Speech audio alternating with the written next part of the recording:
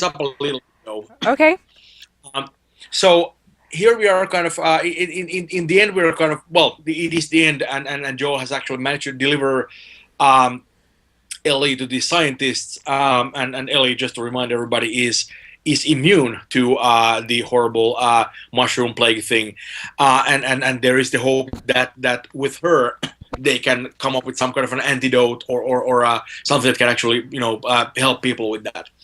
And then it turns out that in order for them to manufacture this antidote, they will essentially need to. I don't actually remember all the details, but essentially they need to take too much stuff away from Ellie for her body to actually remain functional in order to be able to Mm-hmm. get all the stuff they need to build this antidote. Right. And so essentially, like, Joel is presented with the choice of you know uh, saving mankind or uh, saving this person who really at this point, as far as he's concerned, is his daughter. Yeah. And Joel is maybe not entirely okay with this whole situation, and he kind of goes into the whole thing. And I think we probably want to just watch this for a while, so we can hear what they're actually saying. Are you ready to go with that?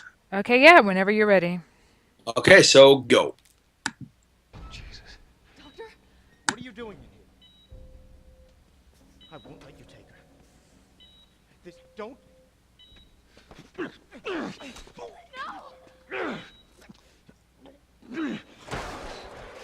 Fucking animal! Carrie, shut the hell up.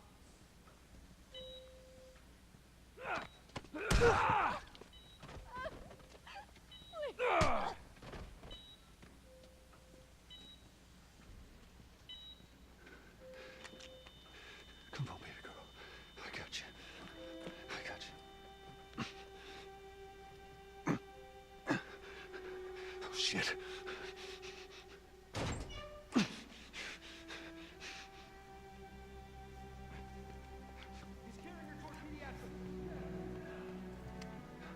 Shit. I'm getting you out of here, girl. I got you. I got you. Come on. Tell me which way.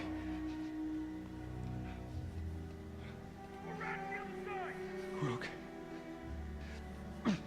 We're okay. We're okay.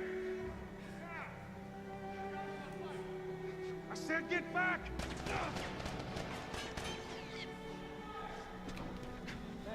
Stop!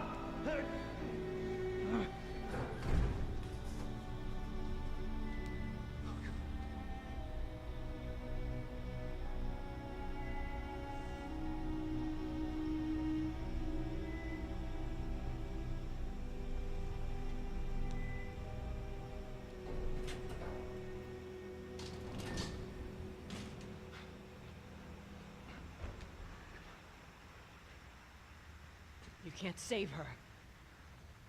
Even if you get her out of here, then what? How long before she's torn to pieces by a pack of clickers? That is, if she hasn't been raped and murdered first. That ain't for you to decide. It's what she'd want. You know it. Look. You can still do the right thing here. She won't feel anything.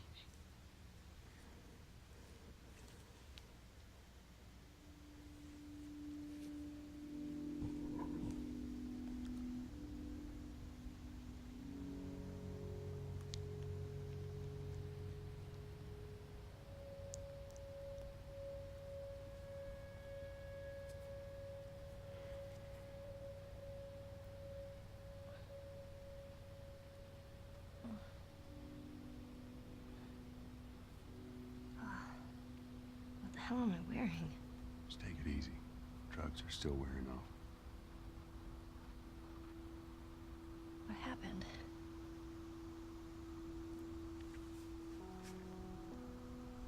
We found the fireflies.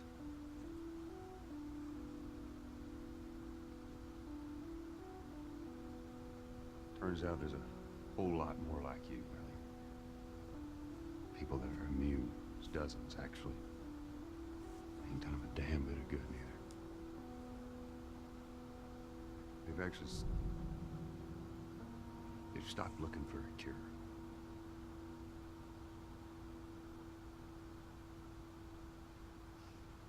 I'm taking us home.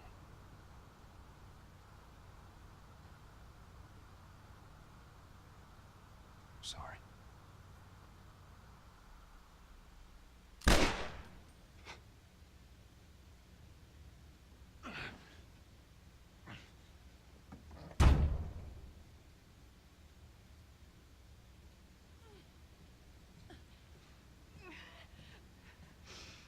Wait, So, yeah. let me go. Um,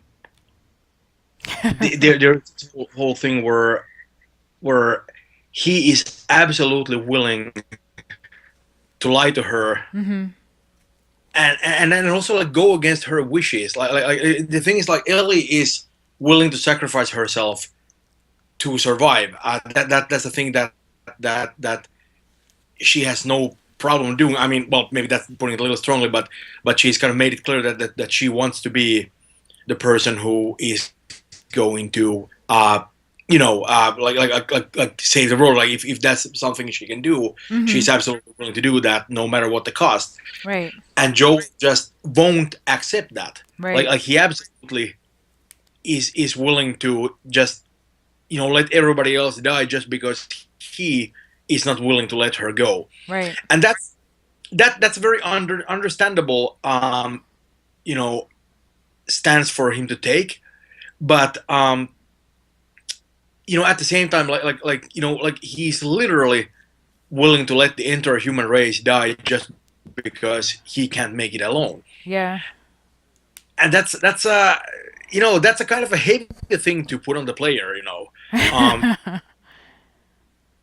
because there's a lot of sort of like needs of the many outweigh the needs of the few kind of thinking that goes in something like that. I mean, his decision I think is entirely understandable, but what makes it I think significantly different is just that he isn't actually Ellie's father. Like I think it would feel a little bit different if this was Sarah.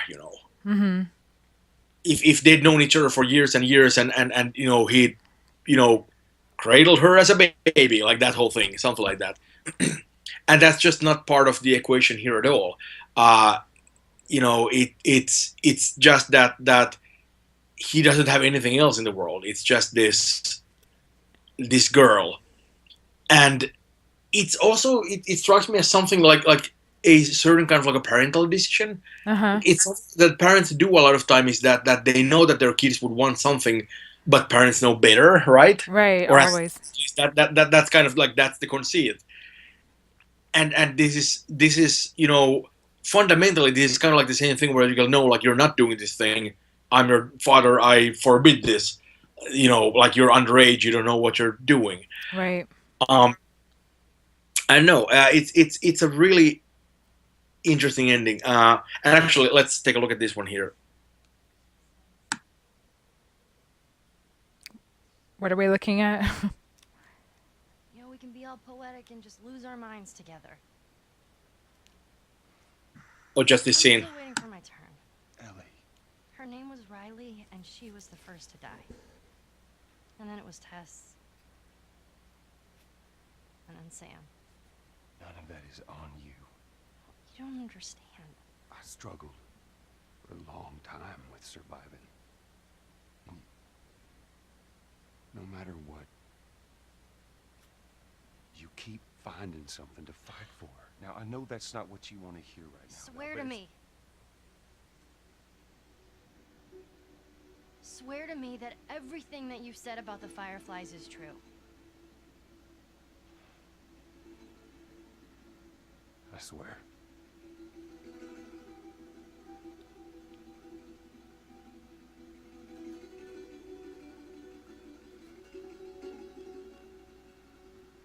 Okay?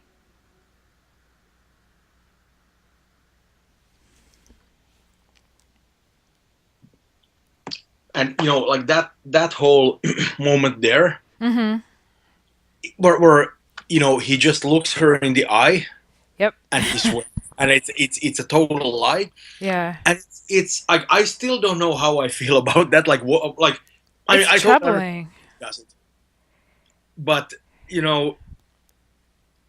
he's just like it's like, is he doing it just because he can't make it alone, that he's too weak, or is it because No matter what, he can't face the kind of future where finding someone. she doesn't get to have a the best possible life that she can under the circumstances? Mm-hmm. It's hard to know like which urge is kind of making him do this. Right. It's just, I don't know. It's also interesting, like she mentions Riley in that, Oh, and yeah. that's the character you see in the DLC thing that I can't remember what it's called. Geez, well, anyway, Left behind. Left Behind, yeah, Yeah. which is also really really good, where you play as Ellie before all of these events, Uh-huh. when she's running around with this friend of hers named Ellie. I'm sorry, Riley, Yeah. and Riley doesn't make it, and that kind of leads into a lot of the things that we see in this game. And it's a really nice piece of uh, DLC, and that's something that has. I'm actually showing it right now. It's right Oh, are beneath you? that Okay. video, yeah. And so she and Riley are hanging out in the abandoned mall. Yeah, and there is like this bit of like a teenage romance thing happening, Yeah. and one of the things I really like about that too is that they managed to tweak Ellie's model enough that she looks clearly younger, Yeah. and kind of like a little bit, a little bit less. Hardened, is that the word? Yeah, I guess that's the word. Like she's more childlike still, so there's like a certain Yeah. innocence there. Mm-hmm. And a lot of what they do is that they're just kind of like running around and playing games and just like doing And being all sorts kids. of cool Yeah. things. Um, and yeah, and there's like the whole scene we're watching right now with this whole thing where she's describing this fighting game Mm-hmm. that hasn't been playable for years and years and years at this point, but but they have like a weird understanding of what these games are like, Right. and the whole thing is just happening in the characters' minds. But the way they actually present it is that you get like the health bars and like the button presses and whatnot, Uh-huh. and that's like that's a really cool metafictional thing where they really, I think, do something that again you can only do in video games. Right. Like there's no way you could do this in a film and have it feel as meaningful, because all of a sudden you're going for this old school fighting game aesthetic, but the presentation is totally different, Mm-hmm. and it's totally about the characters Uh-huh. more than it is about anything else. And I think that's really fascinating and just like an interesting thing Mm-hmm. that they can only do in games. Mm-hmm. Like on the whole, like I'm just so impressed by this game. And now I got the remastered version for the PS4, and Mm-hmm. I haven't Same. actually I haven't had a chance to actually play it. Uh-huh. And now that I look at it, I just go like, oh my god, like why haven't I played this game? Because like I was so impressed by it the first time, and I'm just like Uh-huh. looking at all these videos and whatnot. I just go, oh, I want to do it again. Like it's I mean, just go ahead. Sorry. yeah, it's just such an exceptional game, and just like the level of storytelling is really magnificent. And Mm-hmm. I think that's something that Naughty Dog does so well right now. If you look at Uncharted 4, which is a totally different kind of experience, Uh-huh. there like that game also has a certain maturity that I don't think I would have expected from the series. Looking at something like Uncharted 1 or 2, Right. which I thought were like very good games, but like you look at the fourth one. I don't know. Have you played it? I have not, no. Okay.